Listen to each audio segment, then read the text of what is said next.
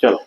नमस्कार दोस्तों, आज का एपिसोड बेहद खास है क्योंकि हम आज के एपिसोड में ये समझने जा रहे हैं कि सफलता, सक्सेस सिर्फ एक मंजिल नहीं है बल्कि एक पूरी प्रक्रिया है।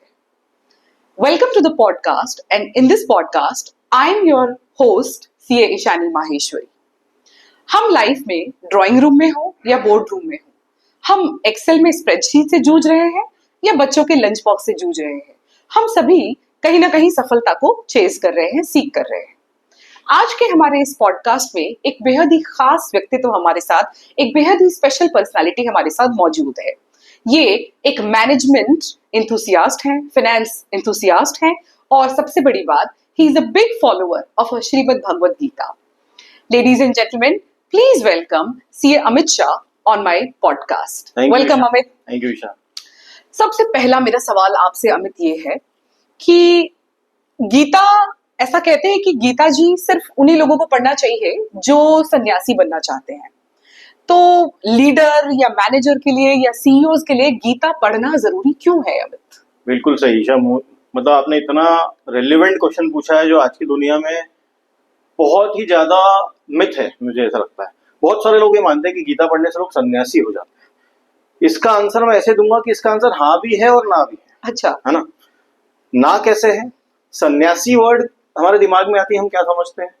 साधु संत। हाँ, वैसे आता है दुनिया को छोड़ रहे। सन्यासी हाँ, मतलब जिसने हाँ, सन्यास ले लिया हो, दुनिया को छोड़ दिया हो, हाँ, साधु संत, उसको सन्यासी बोलते हैं ना। हाँ, गीता में सन्यासी किसको बोला गया है?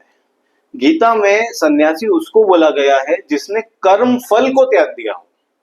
अच्छा, भगवान कृष्ण ये कभी नहीं बोलते कि आप सन्यास ले लो या अपने घर बार को छोड़ दो या दुनियादारी छोड़ दो। गीता में ये बोला गया है कि अपना कर्म करो और कर्म का जो फल है उसका त्याग कर दो, वो है असली सन्यासी या वो असली सन्यास है, जिसको हम कर्म योगी भी बोलते हैं। लेकिन हम जनरल टर्म्स में, जनरल पार्लेंस में हम ये देखते हैं कि सन्यासी मतलब जिसने घर बार छोड़ दिया हो, साधु संत, इनको हम सन्यासी मानते हैं। वो केवल एक मार्ग है।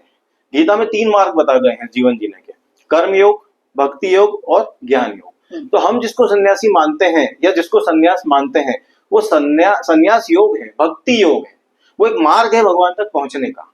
आप किसी भी मार्ग पे चलें, चाहे कर्म योग पे चलें, आप अपने जीवन में जो रेगुलर कर्म कर रहे हैं, आपके जो गृहस्थ है, हाँ गृहस्थ जीवन है या प्रोफेशनल लाइफ है, वो करते हुए भी आप सन्यासी हो सकते हैं।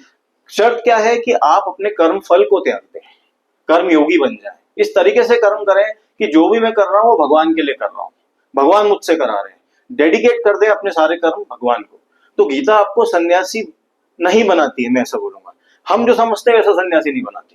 हमें ऐसा लगता है गीता पढ़ने से लोग साधु संत हो जाएंगे, ये तो घर बार छोड़ के जंगल में चले जाएगा। ऐसा नहीं है। सन्यासी का मतलब समझना जरूरी है। सन्यासी मतलब जिसने कर्म के फल को त्याग दिया हो, बिना किसी फल की कामना के, आसक्ति के, वो कर्म करने को रेडी है, कर्म कर रहा है, जो कर्म योगी है, उसे सन्यासी बोला गया है। भगवान ने ये कहा है आप किसी भी रास्ते पे चले, चाहे कर्मयोग के रास्ते पर चले, आप सन्यासी बन सकते हैं। ये मिथ है गीता में बहुत बड़ा। तो इससे इस लीडर्स, एंटरप्रेन्योर्स या मैनेजर्स या आजकल के जो बच्चे हैं, जो प्रोफेशनल्स हैं, इनको गीता क्यों पढ़नी चाहिए? मतलब इसको अगर हम कर्म से रिलेट करें कि भाई ये तो समझते हैं कि चलो आपने ये क्लैरिफाई कर दिया कि गीता पढ़ने से सन्यासी नहीं बन सकता, लेकिन फिर हर चीज ये ढूंढता है इंसान कि गीता पढ़ने से हमारे करियर में, हमारे प्रोफेशन में फायदा क्या होगा? गीता तो आपको अर्जुन बनाती है। अच्छा। आपके जीवन का युद्ध लड़ना सिखाती है, आपको सक्सेसफुल बनने में मदद करती है। कैसे? मैं आपको 3 एग्जांपल देता हूँ। एप्पल के सीईओ कौन थे? Steve jobs. Steve jobs. हाँ। जब वो बहुत परेशान थे अपनी कंपनी को लेके, हाँ। तो वो बाबा नीम करोली के आश्रम गए थे नैनीताल में। अच्छा। और जो बाबा नीम करोली जो थे, अब तो नहीं रहे वो, तो उनको ऐसा माना जाता है कि वो हनुमान जी के बहुत बड़े भक्त थे और हनुमान जी का अंश भी था उनमें। अच्छा। तो उनके आश्रम जाके उन्होंने प्रेरणा ली थी और फिर वापस एप्पल कंपनी को खड़ा किया। दूसरा एग्जाम्पल, स्टीव जॉब्स के ही रिकमेंडेशन पे, कहने पे, मार्क जकरबर्ग जो फेसबुक के फाउंडर है, वो वापस से बाबा नीम करोली का आश्रम गए और वहां से वापस से उन्होंने इंस्पिरेशन ली और फेसबुक को खड़ा किया।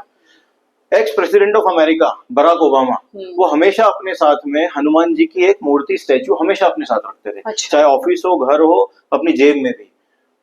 तो गीता ऐसा थोड़ी कि आपको सन्यासी बना रही है, कर्म करने से रोक रही है। गीता का तो मंत्र ये है कि कर्म करो, फल की इच्छा मत करो, सन्यासी बनो, सन्यास मत लो। भगवान ये नहीं बोल रहे कि सन्यास ले लो, गीता तो बोलती ही है। तो अच्छा, सन्यास लेना और सन्यासी बनना, सन्यासी होना और सन्यास मार्ग पे चलना, ये 2 अलग अलग बात है। बहुत अलग अलग बात है। मैं अपने रेगुलर कर्म करते हुए भी सन्यासी हो सकता हूँ। ये जरूरी नहीं कि आपको सन्यासी लेना पड़े। तो गीता तो आपको, अब ये 3 लोग क्या सक्सेसफुल नहीं थे लाइफ में, बहुत सक्सेसफुल थे, तो ये भी सन्यासी थे, ये अपने कर्म करते गए और इनको फल मिला। दूसरा एग्जाम्पल, भगवान कृष्ण स्वयं की बात करें तो भगवान कृष्ण ने एक तरफ आप देखो तो गैया भी चराई, सुदामा जो उनके मित्र थे उनके पांव भी धोए, और द्वारिका के राजा भी बने, राजा का वैभव भी भोगा उन्होंने। तो भगवान भी यही बोलता है कि गीता आपको मटेरियलिस्टिक सक्सेस से मना नहीं करती है, आप जो काम करना है करिए, जो रिसोर्स आपको यूज करना है करिए, शर्त एक ही है कि आपको उसका मिसयूज नहीं करना है और उसमें आसक्ति नहीं रखना है। ये बोलता है जो भी हमारा अध्यात्म या गीता ये बोलती है, आपको भोग और योग दोनों में बैलेंस करना आना चाहिए। बहुत बढ़िया। तो ये तो सामने है, गीता आपको युद्ध लड़ना सिखाती है, गीता तो सक्सेसफुल बनाती है आपको। तो हर एंटरप्रेन्योर, हर बिजनेसमैन को गीता पढ़ना चाहिए ताकि आप अपने कर्म को अच्छे से कर पाए, बिना फल की इच्छा के कर पाए, और कहीं ना कहीं बहुत आगे बढ़ पाए उस पाथ पे। तो गीता में सक्सेस के बारे में कुछ लिखा है अमित? मतलब क्या गीता ये बताती है कि एग्जैक्टली सफलता या सक्सेस किसको कहते हैं? बिल्कुल लिखा है। अच्छा, बिल्कुल लिखा है। अच्छा। मतलब ये सब चीजें लिखी हुई है। मुझे आश्चर्य होता है कि यार अपने ग्रंथों में, अपनी हर चीज में सब कुछ चीजें लिखा हुआ है, डिफाइंड है। सब डिफाइंड है। हाँ। या आप उसका इनडायरेक्ट मीनिंग निकाल सकते हो भगवान की लाइफ से, हम नहीं देख रहे उसको उस तरीके से। गीता के 18वें अध्याय में 5 फैक्टर्स बताए गए हैं कर्म के या सक्सेस के। 5 ऐसे फैक्टर्स हैं जिनको ध्यान में रख के या जिनका पालन करके आप सक्सेसफुल हो सकते हैं। अच्छा। या ऐसा बोल दीजिए कि इन 5 फैक्टर्स अगर इनमें से कोई एक भी नहीं होगा तो शायद आपको सक्सेस ना मिले, उतनी सक्सेस ना मिले जितने आप उसके हकदार हैं। Very interesting. तो ये 5 फैक्टर्स कौन से हैं? कर्ता, कर्मा, कारण, अधिष्ठानम और देवम। तो वापस रिपीट करता हूं मैं, 5 फैक्टर्स, कर्ता, कर्मा, कारण, अधिष्ठानम एंड देवम। कर्ता मतलब जो कर रहा है, काम करने वाला, कर्म करने वाला। कर्ता, कर्मा मतलब कर्म, जो आप कर्म कर रहे हैं, अच्छे बुरे जो आपकी चॉइस है। हाँ। कारण, जिस वजह से आप ये काम, जो टूल्स हैं जिसके थ्रू आप वो कर्म कर रहे हैं। अपने सेंसेस भी, 5 सेंसेस, अच्छा, वो भी एक टूल ही तो है जिसके आप थ्रू करते हो, आप कर्म कर रहे हो। ये सब हाँ, चीजें। हाँ। तो जो भी टूल्स है वो कारण है ना। अधिष्ठानम मतलब प्लेस ऑफ एक्शन, जहां बैठ के आप काम कर रहे हो। अच्छा। तो ये धरती भी प्लेस है एक तरीके से। हाँ। जैसे बोलते हैं ना कि आपको रिटेल शॉप लगाना है तो ऐसी जगह लगाओ जहां विजिबिलिटी ज्यादा हो। हाँ। तभी तो लोग आएंगे, हाँ। देखेंगे कैसे आपको। हाँ। तो वो प्लेस भी मैटर करती है। वास्तु सिद्धांत जिसको हम बोलते हैं ना, वो शायद इससे रिलेट करता होगा। मैं वास्तु का एक्सपर्ट नहीं हूँ, पर फिर भी मुझे ऐसा लगता है कि हाँ, कहीं ना कहीं उसका इंपॉर्टेंस यहाँ से निकला होगा कि भाई लोकेशन वैसी होना चाहिए। लोकेशन इंपॉर्टेंस रखती है कहीं ना कहीं। हाँ। और लास्ट जो है 5th वाला, वो है देवम। अच्छा। देवम मतलब बिना देवों की कृपा के, बिना कृष्ण की कृपा के, बिना भगवान की कृपा के, या बिना किसी, जिसको आप बोल सकते हो कोई स्पिरिचुअल पावर, उसकी कृपा के, डिवाइन पावर की कृपा के, बिना इसके तो आप सक्सेस अचीव कर ही नहीं सकते। मैं बहुत बड़ी सक्सेस की बात कर रहा हूँ, जैसे Steve Jobs, Mark Zuckerberg, Mukesh Ambani, Gautam Adani ji. यार ऐसे लोगों, मतलब इतनी बड़ी सक्सेस कोई ऐसे नहीं पा सकता। कहीं ना कहीं कुछ के पीछे बहुत बड़ी स्पिरिचुअल पावर या कुछ अच्छे कर्म होते कोई हैं। आशीर्वाद, हाँ, कोई कोई blessing। आशीर्वाद होता है। भगवान आपको चुनता है उसके लिए, क्योंकि आप दुनिया का भला कर रहे हो। तो देवम जो फैक्टर है वो गीता से मिलता है। कैसे? गीता के 18वें अध्याय में भगवान ने ये बोला है कि जो भी व्यक्ति गीता को सुनता है, पढ़ता है या उसका प्रचार प्रसार करता है, वो व्यक्ति मुझे सबसे प्रिय है। अच्छा। अब आप सोचो, आप खुद अगर भगवान के सबसे प्रिय हो जाओ तो उनकी कृपा तो बरसेगी आप पे। तो ऑटोमेटिक वो 5th फैक्टर जो है सक्सेस का, देवम, वो इसमें इंक्लूड हो जाता है। तो गीता सबसे बेस्ट है अगर आपको आज की तारीख में कलयुग में भगवान की कृपा प्राप्त करना है तो। आप गीता पढ़िए, उसका प्रचार प्रसार करिए, कोशिश करिए उसके अपने जीवन में इंप्लीमेंट करने की। अपने आप वो 5th फैक्टर देवम आपकी जिंदगी में आ जाएगा। भगवान कृपा हो जाएगी। भगवत कृपा हो जाएगी, आपको सही रास्ता मिल जाएगा। और कुछ ना कुछ ट्रांसलॉजिकल बातें होती हैं जो हमको दिखती नहीं है, पर वो होती है। तो ये 5 फैक्टर्स गीता में ऑलरेडी लिखे हुए हैं। तो मतलब सक्सेसफुल होने के लिए कर्ता का होना जरूरी है, कर्म का होना जरूरी है, कारण का होना जरूरी है, अधिष्ठानम का होना जरूरी है, और देवम ये का, पांचों अगर मिल देव का जाए, आशीर्वाद, देवों का आशीर्वाद अगर ये पांचों मिल जाए तो आपको कोई नहीं रोक सकता आगे बढ़ने से। तो कोई भी एंटरप्रेन्योर हो या कोई भी बिजनेसमैन हो, उसको ये सारे फैक्टर्स चाहिए, बिना उसके आगे कैसे बढ़ेगा। तो ये तो बात है कि सक्सेस के लिए ये 5 फैक्टर होने चाहिए। गीता में सक्सेस को डिफाइन किया है, क्या हम सक्सेस को डिफाइन कर सकते हैं? देखिए, सक्सेस ईशा क्या है? भाई सक्सेस सब्जेक्टिव है, सफलता सब्जेक्टिव है, सक्सेस एक सब्जेक्टिव है। हाँ, तो सक्सेस को हम कैसे डिफाइन करें? डेफिनेटली, ये मैं आपको देखो, मैं इस चीज को मानता हूँ कि गीता केवल, जब आप गीता पढ़ते हो या भगवान के कृष्ण की शरण में जाते हो, तो आप केवल गीता नहीं पढ़ते हो, आपको केवल गीता का ज्ञान नहीं होता है। जब आप उसका काम करते हो ना, तो वो आपका काम करता है। आपको गीता के अलावा भी जिंदगी में जितने आपके दूसरे वॉक्स ऑफ लाइफ हैं, उनमें बहुत क्लैरिटी आती है। अच्छा। मैंने ये फील किया है। तो ये जो आप क्वेश्चन पूछ रहे हो ना, सक्सेस या ऐसे बहुत सारे क्वेश्चंस होते हैं जिनका कोई स्टैंडर्ड आंसर नहीं होता, सब्जेक्टिव क्वेश्चंस हैं जो सिचुएशन के हिसाब से, लोगों के हिसाब से चेंज हो सकते हैं। पर मैंने फील किया है कि अगर आप गीता से जुड़ते हो या कृष्ण की कृपा से जुड़ते हो तो आपकी जिंदगी में बहुत सारी क्लैरिटी आती है, बदलाव आते हैं जो लोग समझ नहीं पा रहे, जिनके आंसर गूगल पे नहीं है, वो भी शायद आपको मिल जाए जैसे सक्सेस का आंसर। या फिर मैं अपनी बात करूं तो मुझे शेयर मार्केट में, फाइनेंस में बहुत मदद मिली बहुत सारे फैक्टर्स को समझने में जब मैंने गीता पढ़ी तो। अच्छा। और इनडायरेक्टली, पता नहीं आप इसको क्या बोलोगे, मैं इसे ट्रांसलॉजिक बोलता हूँ, कृपा बोलता हूँ। सक्सेस की अगर हम बात करें, सक्सेस को अगर मैं एक सेंटेंस में डिफाइन करूं तो मेरी डेफिनेशन ये है सक्सेस की, दूसरों से बेहतर करना ही सक्सेस है। वही रिपीट करता हूं मैं, दूसरों से बेहतर करना। थोड़ा सा अजीब लगता है ना सुनने में, कह रहे हैं तो बहुत नेगेटिव है, इसको मैं इंग्लिश में बोलता हूँ, बड़ा अच्छा लगेगा आपको ना, क्योंकि आज की दुनिया ऐसी थोड़ी इंग्लिश और मैनेजमेंट के वर्ड भारी भारी है ना। Benchmarking is success. अब अच्छा लग रहा है ना, बात वही है। बेंचमार्किंग मतलब क्या है? इंडस्ट्री बेस्ट प्रैक्टिसेस, यही तो होता है ना। तो बेंचमार्क को बीट करना या एटलीस्ट बेंचमार्क को अचीव करना वो सक्सेस है। बेहतर, मैंने सही और गलत या अच्छा बुरा नहीं बोला, बेहतर। एक एग्जांपल देता हूँ, मेरे बेटे का एग्जांपल ले लेते हैं। तेजस है मेरे बेटे का नाम, 7th स्टैंडर्ड में भी। मान लो मेरे पास आता है कि पापा मेरे एग्जाम का रिजल्ट आ गया है और मुझे 99% बने, मैं क्या करूंगा?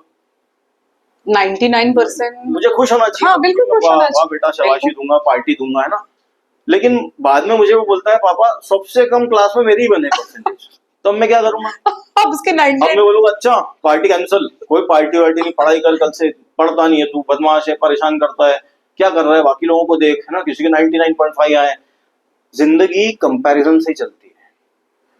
मैंने क्या बोला? बेहतर, अच्छा बुरा नहीं बोला। 99% इज वेरी गुड ना, अच्छे नहीं है क्या? हाँ, लेकिन हम सक्सेस तब मान रहे हैं जब हम उसको बेंचमार्क से रिलेट कर रहे हैं। और आप यही करते हो एग्जैक्टली, हम लाइफ के हर फील्ड में यही कर रहे हैं। तो मैंने आपको हिंदी में बोला तो कई बार लोग क्या थोड़े से ऑफेंड हो जाते हैं। हाँ, बेहतर करना है बेहतर। आप इंग्लिश में बोलो, आप तो कंपैरिजन कर रहे हो। बेंचमार्किंग के सक्सेस है। तो बोलो मैनेजमेंट में यही बताते हैं ना, बेंचमार्किंग ये सक्सेस है। एक और एग्जांपल देता हूँ आपको। आप बच्चों को सिखाते हो कि हार्ड वर्क करो सक्सेस मिल जाएगी, मेहनत करो सक्सेस मिल जाएगी, पर कितनी मेहनत? हर किसी की मेहनत करने की कैपेसिटी अलग होती है। बिल्कुल। मान लीजिए आपको विराट कोहली बनना है तो आप मेहनत करोगे, वो तो सही है आपकी कैपेसिटी के अकॉर्डिंग, पर आप पहले जाके ये देख लो कि विराट कोहली कितनी मेहनत करता है। क्या वो जितने घंटे प्रैक्टिस करने में फील्ड पे बिताता है, जितना सेक्रीफाइस करता है, जितना पसीना बहाता है, वो हम कर पाएंगे क्या? उसके जितनी मेहनत, तो हम उस फील्ड में घुसे हैं, अदरवाइज जाएंगे ना। तो आप जो बच्चों को ये बोलते हैं ना, हार्ड वर्क करो मेहनत मिल जाएगी सफलता, हार्ड वर्क नहीं, रिलेटिव हार्ड वर्क करो। रिलेटिव, दूसरों से बेटर करना पड़ेगा ना, तभी उस फील्ड में जा पाओगे आप यार। तो सक्सेस एक रिलेटिव टर्म है। Definitely success is relative term, absolute term नहीं। सक्सेस, हाँ, सक्सेस इज रिलेटिव टर्म। दुनिया में यही चल रहा है। आप मैनेजमेंट की बात कर लो, SWOT एनालिसिस सिखाते हैं, आपने तो पढ़ा है मैनेजमेंट, MBA भी किया सीए के साथ। SWOT analysis, BCG matrix, McKinsey matrix, Porter's 5 forces analysis, competition. तो आप क्या सिखा रहे हो? आप अल्टीमेटली यही तो बता रहे हो कि कंपटीशन को कैसे बीट करना।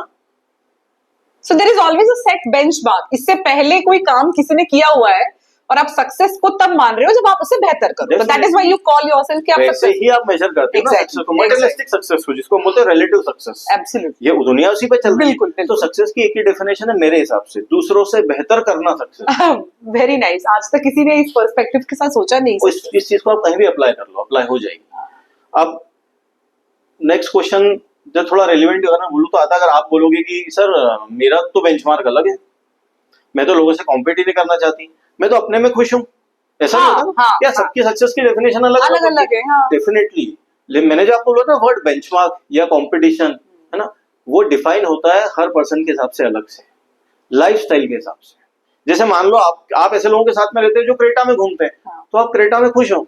लेकिन आप एक ऐसे लोगों के साथ रहते हो, आपका लाइफस्टाइल ही ऐसा है, जो रेंज रोवर में घूमते हैं, तो आपको रेंज रोवर ही मेंटेन करना पड़ेगी। एब्सोल्युटली। आप चाह के भी ऐसा नहीं रह सकते। So your environment and the people around you plays an important role. और वो सबका एनवायरमेंट अलग अलग होता है, सबका बेंचमार्क अलग अलग होता है। सबका एक नहीं हो सकता कि मेरे लिए बेंचमार्क रेंज रोवर है, मेरे लिए क्रेटा नहीं। आपका एनवायरमेंट, आपकी लाइफस्टाइल बेंचमार्क डिसाइड करती है, वो सक्सेस डिफाइन करता है। पर अल्टीमेटली सारी चीजें डिपेंड उसी पे करती है आप किन लोगों के बीच में रहते हो, एनवायरमेंट क्या है, उसी से आप कंपैरिजन करके आपकी सक्सेस को मेजर करते हो। तो बेंचमार्क डिफाइन यही करते हैं, यही करते हैं आपका एनवायरनमेंट बेंचमार्क डिफाइन करता आपकी है, आप lifestyle, जिन लोगों के आपके साथ उठते environment। बैठते हो वो बेंचमार्क डिफाइन करता डेफिनेटली आप जैसा आपका लेवल धीरे धीरे इंक्रीज होता जाता है, लेवल 1 लेवल 2 लेवल 3 ऐसे ही होता है ना, वो एकदम से है। मुकेश क्योंकि अंबानी चीजें चेंज होती है। हाँ, चेंज होगी, हाँ, धीरे धीरे अचीव करते हो आप लेवल, हाँ, सब आपके हाँ। सक्सेस के बेंचमार्क्स डिफरेंट होते जाते हैं, पर आपको उस बेंचमार्क को फॉलो करना पड़ेगा अगर आपको सोसाइटी में रहना है, प्रोफेशनल वर्ल्ड में कॉम्पीट करना है। जैसे शेयर मार्केट की बात करूं तो Hindustan Lever, Procter and Gamble, Johnson and Johnson सभी अच्छी कंपनीज हैं, पर मैं अगर आपको बोलूं इनमें से कोई एक कंपनी चूज करो इन्वेस्ट करने के लिए, तो कौन सी चूज करोगे आप? जो बेस्ट होगी। एब्सोल्युटली, यही तो क्योंकि करो। दूसरों से कंपेयर करना पड़ेगा। आप एनालिसिस करते क्या हो? फाइनेंशियल एनालिसिस यही तो करते हो ना, हाँ, क्योंकि दूसरों से कंपैरिजन करते रेशियोज देखते हो, बैलेंस शीट देखते हो, तो आप अल्टीमेटली क्या जज कर रहे हो? Which company is the best, is performing better than the others, उसमें इन्वेस्ट करते हो आप। एब्सोल्युटली। तो सक्सेस का तो यही मतलब निकलता है, वो सबका बेंचमार्क अपने हिसाब से सेट होता है। मुकेश अंबानी जी का बेंचमार्क अलग है, मेरा अलग है, आपका अलग है, पर अल्टीमेटली जो भी बेंचमार्क हमारा सेट होता है वो हमारे कंपटीशन, हमारे एनवायरनमेंट, हमारी लाइफस्टाइल से ही सेट होता है। तो दूसरों से बेहतर करना या एटलीस्ट उनके जितना अच्छा करना, ये सक्सेस है। दूसरों से बेहतर करना या एटलीस्ट उनके जितना करना, ये सक्सेस है। अमित, अब एक बहुत खास बात, आपके अनुभव के हिसाब से, और गीता आपने जितनी भी पढ़ी है और जिसमें उसमें से जो भी आपकी सीख है, आप मुझे ये बताएंगे कि सीक्रेट ऑफ सक्सेस क्या है? हाँ, सक्सेस का सीक्रेट क्या है? ये बड़ा बड़ा सब्जेक्टिव और बड़ा टफ क्वेश्चन है ना। जब बच्चे भी कई पूछते हैं, करियर काउंसलिंग में भी बात आती है ना, हाँ। What is the secret of success, how to हाँ। अचीव सक्सेस, और इंटरनेट पे तो भर भर के हाँ, ये इस सब सवाल चीजें का हैं। जवाब है। और ये मैं अगेन ये बात बोलूंगा कि इसमें गीता ही हेल्प कर सकती है आपकी। ये जवाब इन सवालों के जवाब आपको गूगल पे भी नहीं मिलेंगे, पर जब आप गीता पढ़ोगे, कृष्ण के शरण में जाओगे, आपको कहीं ना कहीं क्लैरिटी होगी।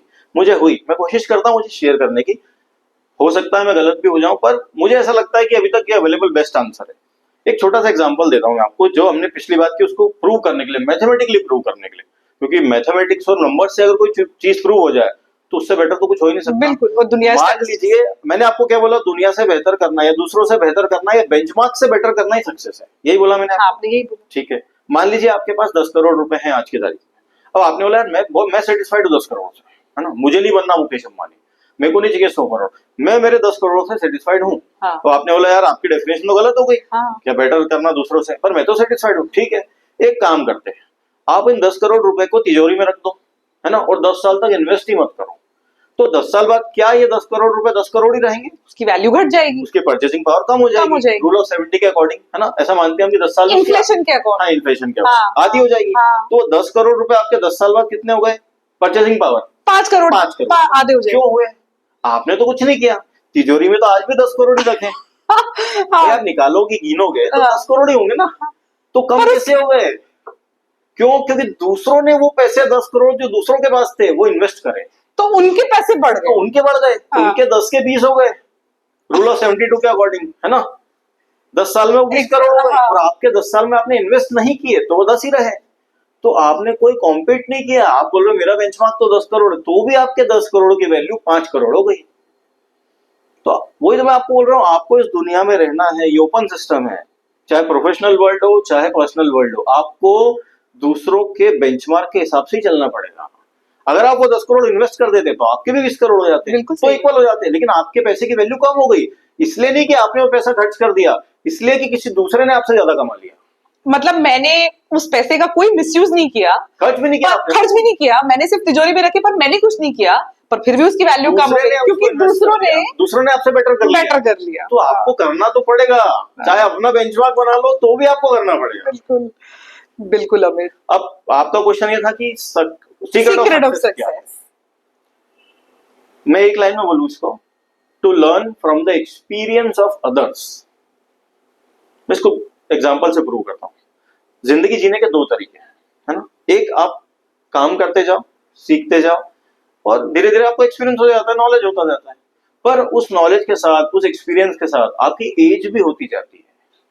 सही है, एक समय आता है जब आपके पास बहुत एक्सपीरियंस है, बहुत नॉलेज है, लेकिन अब आपकी कैपेबिलिटी खत्म हो गई है, शरीर की कैपेसिटी खत्म हो गई, एज हो गया, ठीक है ना। बिल्कुल। दूसरा तरीका क्या है कि आप अपने एक्सपीरियंस से काम सीखते जाओ, लेकिन दूसरों के एक्सपीरियंस से भी लर्निंग करते जाओ। कैसे?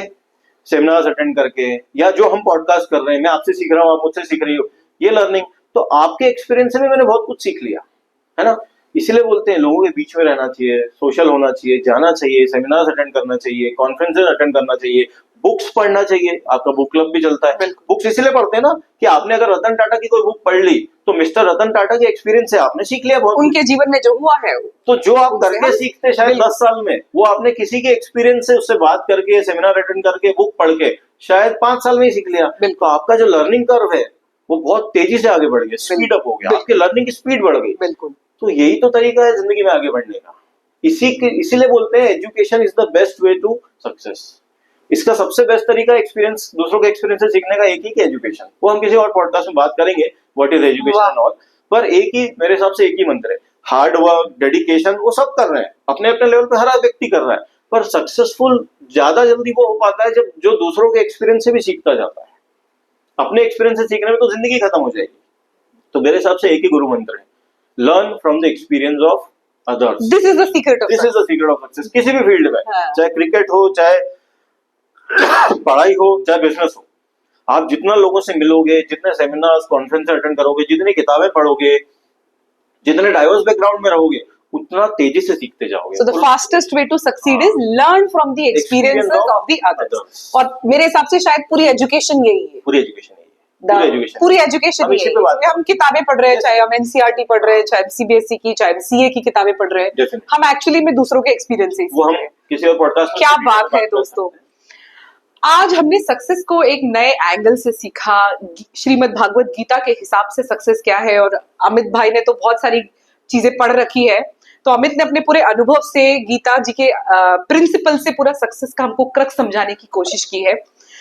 मुझे एक चीज और मैं बोलना चाहूंगा आपसे, सक्सेसफुल पर्सन की अगर हम बात करें ना, हाँ। जैसे इसमें एक क्वेश्चन आता है कि यार फिर सक्सेसफुल कौन है, हम क्या कंपैरिजन ही करते रहे, हाँ। है ना। एक चीज ही आती है, हाँ। एक होता है रिलेटिव सक्सेस जिसकी हमने बात करी, एक होता है एब्सोल्यूट सक्सेस जिसमें कंपैरिजन नहीं। जिसमें कंपैरिजन नहीं है। पर हाँ। वो बहुत मुश्किल है, वो हम जैसे लोगों के लिए नहीं है जो मटेरियलिस्टिक वर्ल्ड में जी रहे हैं। वो किसके लिए, जैसे साधु संत महात्मा जिन्होंने संन्यास ले लिया, त्याग दिया, उनकी बात अलग है। वो एब्सोल्यूट पर सक्सेस। मेरी नजर में अगर मैं सक्सेसफुल बोल, आप पूछोगे मुझसे कि कौन सक्सेसफुल पर्सन है, क्या मुकेश अंबानी सक्सेसफुल है, क्या अडानी जी सक्सेसफुल है, मैं ऐसा बोलूंगा कि सक्सेसफुल हर व्यक्ति जो इंडिपेंडेंटली अपनी जिंदगी जी रहा है वो सक्सेसफुल है। मैं भी सक्सेसफुल हूँ, आप भी सक्सेसफुल हो, या कोई क्लर्क भी सक्सेसफुल है, कोई अकाउंटेंट भी सक्सेसफुल है, कोई पेट्रोल पंप पे काम करने वाला व्यक्ति वो भी सक्सेसफुल है। अगर वो जिंदगी अपनी इच्छा से इंडिपेंडेंटली जी रहा है, किसी पे डिपेंडेंट नहीं है, किसी पे आश्रित नहीं है, तो वो सक्सेसफुल है। कितनी बड़ी बात। आपको और मुझे ये हक नहीं मिलता कि हम किसी को जज करें या हाँ। उस पर कमेंट करें। हाँ। इस डेफिनेशन से जो हम बात हाँ। कर रहे हैं मटेरियलिस्टिक सक्सेस की, रिलेटिव सक्सेस की, पर अल्टीमेटली सक्सेस दुनिया में ऐसे ही अचीव होती है, ऐसे ही मेजर होती है। रिलेटिव सक्सेस ऐसे ही मेजर होती है रिलेटिव सक्सेस मटेरियलिस्टिक वर्ल्ड के लिए, डेफिनेटली। क्योंकि अगर आप मटेरियलिस्टिक वर्ल्ड को ये डिफाइन करेंगे कि सक्सेस क्या है तो वो रिलेटिव है। लेकिन अगर आप मटेरियलिस्टिक वर्ल्ड से थोड़ा हट के चले तो सक्सेस एब्सोल्यूट हो सकती है जब तक हम आत्मनिर्भर। आपको किसी दूसरे को अनसक्सेसफुल होने का राइट नहीं मिल जाता अगर आप सक्सेसफुल हो तो। हाँ, वो भी सक्सेसफुल है। मतलब it does not give you license to say कि आप, वो अगर अपने दम पे जिंदगी जी रहा है, इंडिपेंडेंटली जी रहा है, तो वो सक्सेसफुल है। अगर वो आत्मनिर्भर है तो वो सक्सेसफुल उसमें है। सम्मान होना चाहिए। हाँ। वो तो कंपैरिजन करती है दुनिया हमेशा, इसीलिए सक्सेस ऐसे मेजर की जाती है। हाँ। आप कंट्रीज की बात कर लीजिए, कंट्रीज की रैंकिंग होती है ना 1 2 3, तो कैसे होती है, जीडीपी से होती है ना, जिसकी ज्यादा जीडीपी। अगेन वही तो रिलेटिव सक्सेस, अगेन कंपैरिजन। और क्या कर रहे हो, आप पूरी जिंदगी यही करते हो, और आप इस कंसेप्ट को डिसीजन मेकिंग में अप्लाई कर सकते हो एज इट इज। आप लाइफ में कोई भी डिसीजन लो, चाहे ढाबा खोलना हो, चाहे रेस्टोरेंट खोलना हो, चाहे कपड़े खरीदना हो, चाहे कार खरीदना हो, या कोई भी डिसीजन हो आपकी लाइफ में, आप अल्टीमेटली ये देखते हो ना कि हमें दूसरों से बेहतर करना है। 3 एग्जांपल देता हूँ। हाँ। मान लो मेरे बेटे ने मुझसे बोला पापा मुझे मोबाइल चाहिए, मैंने बोला है इस एज में मोबाइल चाहिए, मेरा बेटा 13 साल का है, बोला अभी मोबाइल चाहिए, हमारे तो 20 साल 25 साल की उम्र में हमको मोबाइल आए। दिए थे। हाँ। पापा, वो बोलता है पापा लेकिन मेरे दोस्तों ने तो अभी ले लिए, तो मैं इसमें भी क्या कर रहा हूँ, कंपैरिजन कर रहे हो। बेंचमार्किंग है। मैं अपने आप से, मेरे पास से बेंचमार्किंग कर रहा हूँ या फिर इंडस्ट्री से। Exactly. दूसरा एग्जांपल, एक कंपनी का सीईओ बैलेंस शीट कैसे जज करता है कि पास्ट में क्या हुआ, उससे बेटर करना है, क्योंकि वहां भी बेंचमार्किंग है। हाँ। और इंडस्ट्री में जो हो रहा है उससे बेटर करना है। हाँ। यही तो करते हो आप हाँ, हमेशा। चाहे सीईओ हो, सीएफओ। नया क्या करते हो, शेयर मार्केट की बात कर लो, आप ये करते हो, कंपनी कौन सी चूज कर रहे हैं जो बेस्ट हो, बेटर हो। अच्छी तो सभी है, बुरी थोड़ी है कोई कंपनी, सब प्रॉफिट में है, पर उनमें से भी आप बेस्ट निकालने की कोशिश करते हो, बेटर करने की कोशिश करते हो। इन्फ्लेशन की बात कर लो आप, इन्फ्लेशन सीधा सीधा एग्जांपल है कंपैरिजन का। इन्फ्लेशन इंक्रीज इसीलिए होता है, आपको ज्यादा हो सकता है इसलिए लग रहा हो कि आप दुनिया से कम कमा रहे हो, आप इन्वेस्ट गलत करोगे तो आपको कम मिलेगा इंटरेस्ट या इनकम कम होगी, तो आपको इन्फ्लेशन ज्यादा लगेगा। तो अल्टीमेटली हर जगह हर डिसीजन मेकिंग में भी ये कंसेप्ट अप्लाई हो सकता है सक्सेस का। अगर आप इस सक्सेस के कंसेप्ट को समझ लो तो आप जिंदगी में बहुत आसानी से कोई भी डिसीजन ले सकते हो।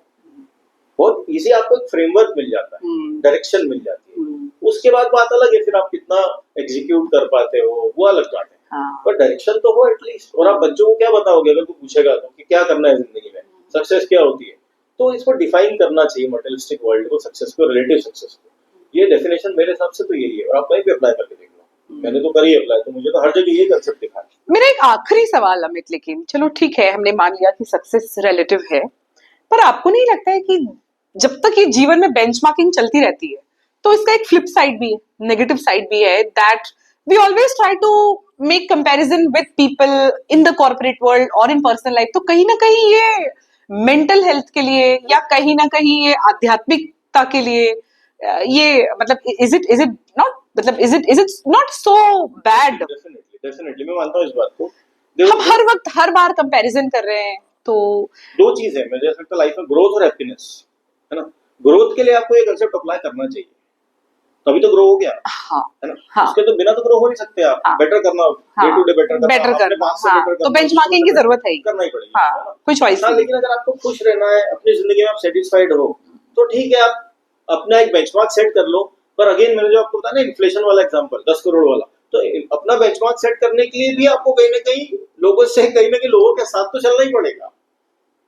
लोगों के एटलीस्ट एट पार तो चलना ही पड़ेगा। आप भले बीट करने का ना सोचो उनको, क्योंकि human is a social animal, social animal है, हम आइसोलेशन में नहीं रह सकते, ओपन सिस्टम में जी रहे हो। हाँ। तो आपको कहीं ना कहीं इस दुनिया में अगर रहना है, हाँ। तो सोशल नेटवर्किंग या सोशल जो आपको बेंचमार्क्स हैं, हाँ। या सोशल एक्सपेक्टेशंस हैं, उनको थोड़ा ध्यान तो रखना ही पड़ता है।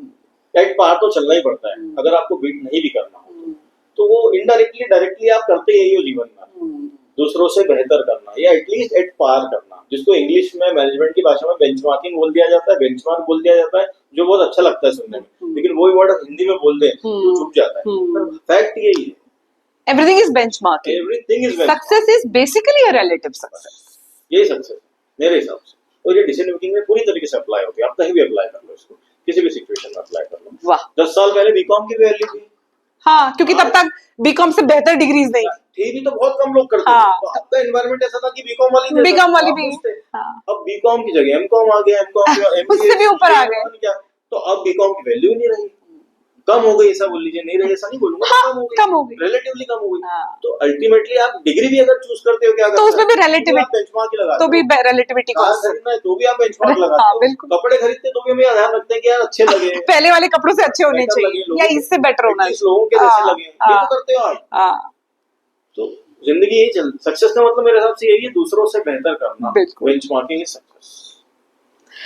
Thank you so much Amit for this wonderful podcast, और सक्सेस का इतना बेहतर इंसाइट और इतना बेहतर पर्सपेक्टिव मैंने तो आज तक नहीं सुना, और मुझे डेफिनेटली अमित ने मजबूर कर दिया सोचने के लिए कि सक्सेस सचमुच में एक रिलेटिव सक्सेस ही है, एक बेंचमार्किंग के ऊपर ही the whole concept of success is flowing it's the way.